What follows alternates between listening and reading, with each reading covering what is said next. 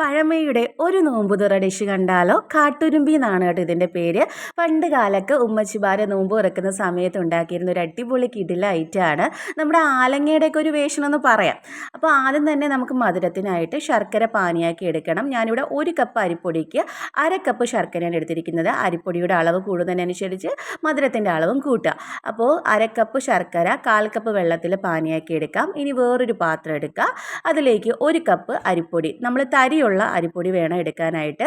അതിലേക്ക് 1/4 ടീസ്പൂൺ ജീരകം, അതുപോലെ തന്നെ 3 ഏലക്ക ചതച്ചത്, 1/2 ടീസ്പൂൺ നമ്മൾ നെയ്യും കൂടെ ചേർത്ത് കൊടുക്കുക. പിന്നെ നമ്മൾ നേരത്തെ ശർക്കര പാനിയാക്കി വെച്ചിരിക്കുന്ന പാനിയും കൂടെ അതിലേക്ക് ഇട്ട് കൊടുത്ത് നമ്മൾ സ്പൂൺ കൊണ്ടൊന്ന് മിക്സ് ചെയ്തെടുക്കുക. അപ്പോൾ ശർക്കര പാനിക്ക് ചൂടുള്ളത് കൊണ്ടാണ് ഞാൻ സ്പൂൺ കൊണ്ട് മിക്സ് ചെയ്തെടുക്കുന്നത്. അപ്പോൾ ചൂടില്ലെങ്കിൽ കൈ കൊണ്ട് മിക്സ് ചെയ്തെടുത്താലും മതി. അപ്പോൾ അതെല്ലാം ഒന്ന് നന്നായിട്ട് മിക്സ് ചെയ്യുന്ന സമയത്ത് നമ്മളൊരു 1/4 കപ്പ് അളവിൽ തേങ്ങാപ്പാലും കൂടെ ഒഴിച്ചു കൊടുക്കുക. തേങ്ങാപ്പാൽ ഇതിന് പ്രത്യേക ഒരു ടേസ്റ്റ് നൽകുന്നതാണ്. അപ്പോൾ നമ്മളിവിടെ മിക്സ് ഇവിടെ റെഡി ആയിട്ടുണ്ട്. ഇതാണ് കറക്റ്റ് പരുവം.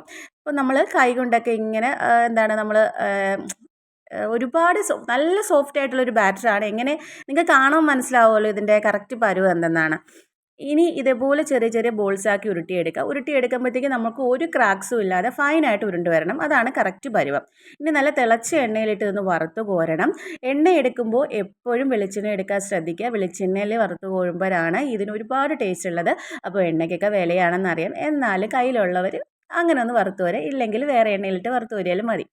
അതിനുശേഷം നമ്മളിത് ഓരോ ബോളുകൾ ഇട്ട് കൊടുത്തതിന് ശേഷം നമ്മൾ ചെയ്യണമെന്ന് വെച്ചാൽ അന്നേരം തന്നെ നമ്മൾ സ്പൂൺ കൊണ്ട് ഇളക്കി കൊടുക്കരുത്. അപ്പോഴത്തേക്ക് വീണ്ടും ഒരു 30 സെക്കൻഡൊക്കെ കഴിഞ്ഞ സമയത്ത് നമ്മൾ ഇതേപോലെ ഒന്ന് ഒന്ന് നീക്കിയും ഇട്ട് കൊടുക്കുക. അതിനുശേഷം തിരിച്ചും മറിച്ചും ഇട്ട് നല്ല ഗോൾഡൻ ബ്രൗൺ കളർ ആകുമ്പോഴത്തേക്ക് നമുക്ക് വറുത്ത് കോരാം.